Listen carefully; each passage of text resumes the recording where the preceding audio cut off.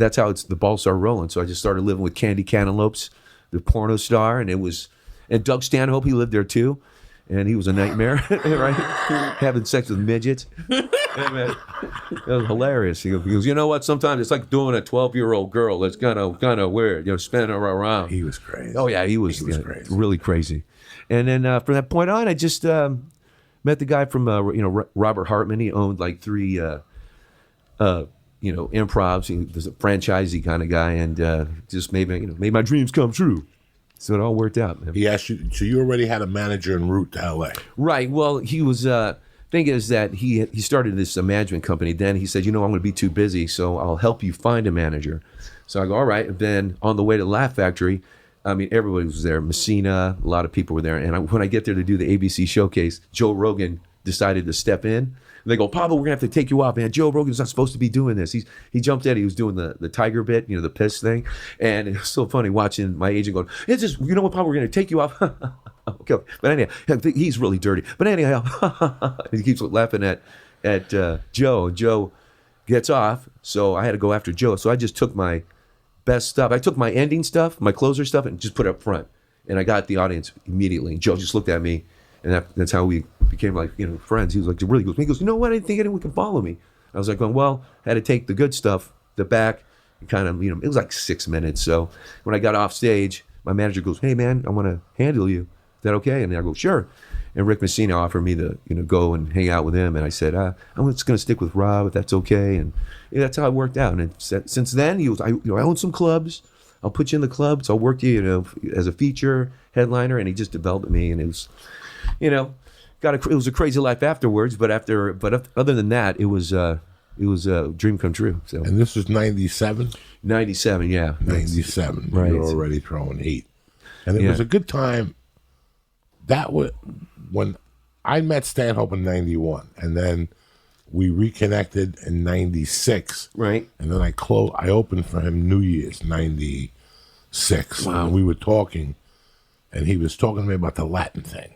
Right. He goes, Joey, I don't know much about much, but I know the Latin thing is blowing up. I think it's time for you to go to LA. And I'm like, I'm not ready. Right. He goes, listen, you're good enough to be down there 20 minutes. You're right. That's all they're looking for. It's LA. I still remember him talking me into headlining. Wow. Like, he talked me into, taking a week. Like, I go, Stanhope, I got this week off, and I only got 30 minutes. I don't know. He goes, you could talk shit for 15 minutes. Right. I do it all the time. I was like, oh, my God. It was that easy. Wow. It's he was a perfect kind of roommate to have in a sense, because she wouldn't let us pay the bills there. So he was your roommate. He was my roommate. Yeah, and he was driving her cars, and I would drive the cars. But him and this guy named Matt Becker would Matt Becker. Matt Becker. Those guys would just do insanely crazy stuff, and I'd be scoring some dope in Phoenix, and they would be in a Yugo, right, and they would make fun of me being in the hood. And I go, what are you doing in the hood, And it was so funny because he would just do the most insane crap, like when sleeping with that midget from Barnum and Bailey Circus. She's like, where's Doug? And she's like, was out destined to find him. And he's like, oh my God, she's looking for me. And he takes off, right? And she goes, I love Doug. And we went to the heavy metal cafe, and she runs in there. She goes, I want to find it. She was running up to every couple that's dancing, looking up for Doug. Doug, oh, come on. Hey, listen, I love you, but come on. And the circus, Barnum and Bailey Circus.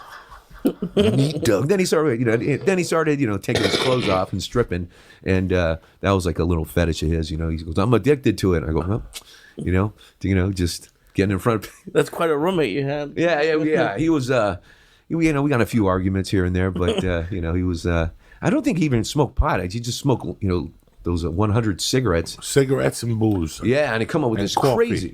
crazy material. Crazy really good shit. Yeah. In the beginning, it was out there. Yeah, nobody was out there like him. People were scared of him. Yeah, he was young looking. He terrorized the improv when he first moved out here. Right, like in '97. I was hearing it up in Seattle. Right, that he was terrorizing the improv lineups. They would ban him for a month because he'd get too drunk. I mean, they just were not ready. Right. For that shit. Like, they would just, I saw him with a black eye and a chipped tooth, man, after a waiter beat him up. Right, in Tempe. So my manager goes, you know what? I'm going to the All-Star of all comedy clubs, convention up in Orlando, and the first thing we do is we talk about what headliner we're never going to book. And I go, wait, hold on. I go, hey, listen. I go, that thing with Doug, man, it was all set up because that girl was hitting on me. So please, man, don't ban him. He goes, you know what? You just saved his career. And then Doug came up to me with a black eye. Hey, man, he goes, thanks a lot, man. I really appreciate you putting a good word for me. I was like, hey, that's what brothers are for, man. You know what I'm saying? So it was like, he was just incredible. Just one of those wild guys. He was just wild. Oh, God, man. And he's still wild. Oh, yeah. He's still away. Like, right. I just saw the countdown to his special. Right. He had people there with suits on. They shot it at the plaza. Right. He's still, like, he could have shot anywhere in the world. Right. He picked the plaza. Wow. Which is like downtown, old, next to the bus station and shit. He's that stoic, Yeah.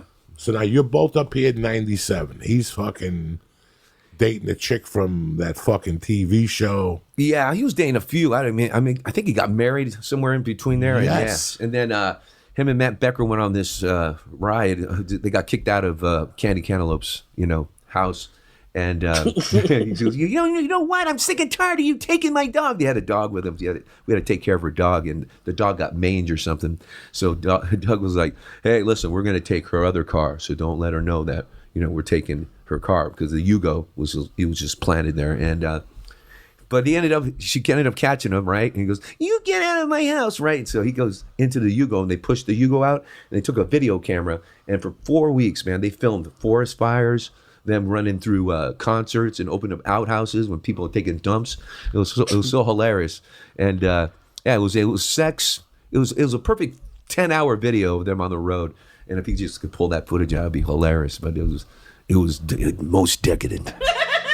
What the fuck are you giggling about? Why did you like him? What did he do? He did an error. I knew a second ago, but now keep going from where you told it, because then You know that little forehead you got?